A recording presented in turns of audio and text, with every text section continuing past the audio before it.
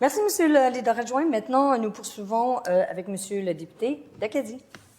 Merci, Madame la Présidente. Alors, merci à ma collègue, la députée d'Émile-Île, qui a présenté cette motion de report jugée recevable. Merci aux collègues de Chapleau pour son intervention, mais vous comprendrez que de ce côté-ci de la Chambre, on ne partage pas son enthousiasme. Et c'est qualificatif, n'est-ce pas, de son projet de loi 1 quand il dit « rassembler ». En fait, Madame la Présidente, le projet de loi 1 a tout fait, sauf rassembler. C'est fascinant. Écoutez, pour moi, on n'assistait pas aux mêmes commissions, je ne le sais pas. Mais moi, je peux vous parler de l'article 29 de la loi numéro 1, où le ministre de la Justice a voulu constitutionnaliser le droit à l'avortement. Il a fait un consensus contre lui. Tout le monde était contre. Et ça, c'est une définition de rassembler. Mais moi, je pense pas. Je pense que c'est une définition de diviser. Et c'est ça que le projet de loi 1 fait. Et je l'ai dit en cette Chambre. Le Parti libéral du Québec, l'opposition officielle, on n'est pas contre un projet de constitution, mais il y a la manière. On est contre un projet de constitution caquiste. Cependant, ça, oui. Et puis ça, on va en reparler. On n'arrêtera pas d'en reparler. Mais la motion de report, elle est importante, puis je vais vous dire pourquoi. Le ministre de la Justice, ce matin, déposait un projet de loi. Alors, c'est aussi le leader du gouvernement. Qu'est-ce qu'il va prioriser? Parce que son projet de loi qu'il a déposé ce matin, projet de loi numéro 25, le titre, à tout le moins, est important. Accroître la confiance du public envers le système de justice en modernisant la déontologie judiciaire. Accroître la confiance envers le système de justice et, je vous le dis, la confiance du public, elle est érodée. D'ailleurs, je posais des questions au ministre à ce sujet-là ce matin en période de questions. Il n'a pas vraiment répondu à mes questions, mais il y a un enjeu avec le système de justice. Tout le monde va vous le dire. Et oui, il y a une perte de confiance. Et parmi les initiatives du ministre, les tribunaux spécialisés, qui en soi ne sont pas une mauvaise idée, mais encore, faut-il avoir les gens pour les faire fonctionner? Et comme je le démontrais ce matin, bien, au niveau des procureurs de l'État, ils sont coincés, ils sont surmenés, ils n'y arrivent pas.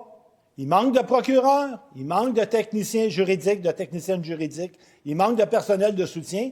Et dans le document prébudgétaire qui est envoyé au gouvernement, il y a un pourcentage important de procureurs qui hésitent même à déposer des accusations parce qu'ils ne sont pas convaincus qu'ils vont être capables de les mener jusqu'à la fin parce qu'il manque de gens, il manque de personnel, ça ne fonctionne pas. Donc, ça, c'est un projet de loi, évidemment, qui traite du quotidien des Québécois et des Québécoises. Alors, moi, au fond, aujourd'hui, avec la motion de report, je tends la main au ministre. Finalement, je veux l'aider. Ça va l'aider à prioriser ces projets de loi dans son rôle de leader du gouvernement, parce qu'il y en a plusieurs là, sur la table. Puis, si on revient au projet de loi numéro 1, le report va lui permettre de faire les choses correctement. Puis, comme député en cette Chambre, bien, c'est important pour moi de faire les choses correctement et d'aider le gouvernement à le faire. Tout à fait. Parce que on nous a parlé des consultations.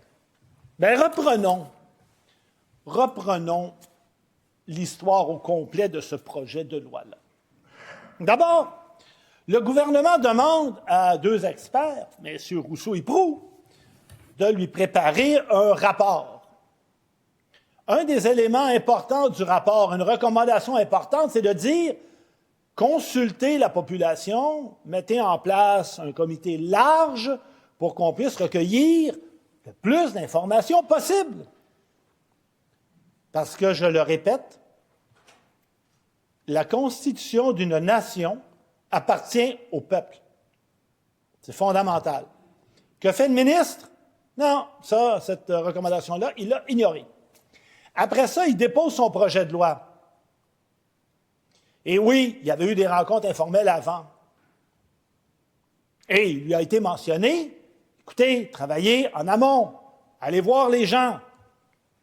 Est-ce qu'il l'a fait? Ben non, il dépose un projet de loi. Et là, on est pris avec le libellé du projet de loi 1. Le ministre voulait faire des consultations régulières. On a forcé le ministre à faire des consultations générales. Et là, le temps a été passablement réduit. Ça a suscité un intérêt, mais ça aurait été tellement facile, tellement opportun, tellement approprié de faire en sorte qu'en amont, on consulte la population, qu'on mette sur pied un comité transpartisan, je l'ai dit à plusieurs reprises, et qu'on y inclut bien sûr des parlementaires de tous les partis, en cette Chambre, puis des citoyens, parce que ça leur appartient. Est-ce que c'est ce que le ministre a fait? Non. Et là, on arrive à l'étape du principe, et le gouvernement nous invite à l'adopter maintenant. Écoutez, il n'y en a pas question. Voyons. Regardez le texte. D'abord, il y a une foule de choses qui vont devoir être corrigées. Puis on va commencer par le préambule. Parce qu'au fond, c'est dans le préambule que le gouvernement a consacré quelques lignes aux Premières Nations, aux premiers peuples, aux gens qui ont habité ici pendant des millénaires avant que les gens d'Europe arrivent. Et tout ce que le gouvernement décide de faire, c'est de leur accorder 3 considérants. Même pas un article dans le projet de loi, Madame la Présidente. Même pas un. Et pour avoir parlé avec plusieurs nations, plusieurs représentants, grands chefs des nations, pour avoir parlé avec le chef de l'Assemblée des Premières Nations, pas l'association, comme disait le ministre de la Justice, l'Assemblée des Premières Nations, qui est un groupe d'élus, ben, ils n'ont pas été consultés avant.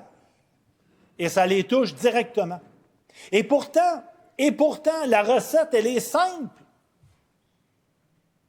La Déclaration des Nations unies sur les droits des peuples autochtones, qui a fait un consensus et qui a été rédigé après des années de consultation, nous donne une recette sur la façon dont il faut travailler et sur ce qu'il faut faire avec des membres des Premières Nations. Est-ce que le gouvernement, dans son projet de loi, y fait référence? Non. Du tout. Aucunement. Et pourtant, il y a une motion adoptée ici à l'Assemblée nationale qui rappelle qu'on est en accord avec la déclaration. Quelle occasion manquée de construire des ponts avec les Premières Nations et les Inuits, et puis de travailler à l'élaboration d'un texte avec ces nations qui ferait en sorte qu'on pourrait obtenir un consensus. Et c'est ça qu'il faut faire. Mais vous savez, le ministre de la Justice a tellement mal planifié la séquence que ce matin encore, j'étais à parler avec des nations et qui nous disent, écoutez, nous, on ne veut même plus l'amender, là, retirez ça, on ne veut plus rien savoir. Alors, on est rendu là. Et là, on nous demande de nous dépêcher d'adopter un texte qui ferait en sorte qu'on ne reconnaîtrait pas l'apport des Premières Nations au sein du Québec. Mais ça n'a pas de bon sens. Et un comité transpartisan avec des citoyens et des membres des Premières Nations et des Inuits aurait permis éventuellement d'en arriver à un consensus. Est-ce que ça prend plus de temps? Bien oui, évidemment. Mais l'autre enjeu de ce gouvernement-là, c'est que dans leur plateforme électorale, avant 2022, ils auraient pu en parler. Ils auraient pu commencer à travailler là-dessus après l'élection. En 2022, c'était un gouvernement très, très majoritaire. Ben non. Et le ministre a attendu, à la toute dernière minute, pour présenter un projet de loi qui, même dans le cadre des consultations générales qu'on a eues, avec du temps limité, disons-le, ben, il n'a pas fait le consensus. En fait, dans bien des cas, il a fait un consensus contre lui. Et même le professeur Daniel Tur, qui est un ardent promoteur d'une Constitution québécoise, a même émis des réserves sur ce que le ministre va faire, compte tenu des enjeux qu'il y a dans le texte. Puis là, on voudrait aujourd'hui qu'on adopte le principe sans hésitation. Bien, absolument pas, Madame la Présidente, ça n'arrivera pas. Ça n'arrivera pas. Donc, occasion manquée d'aller construire des ponts avec les Premières Nations. Et je vous dirai également, occasion manquée d'écouter en amont les communautés ou la communauté d'expression anglaise au Québec. Autre élément qui a soulevé une foule d'inquiétudes pendant les quelques consultations limitées que nous avons eues. Donc, gros problème.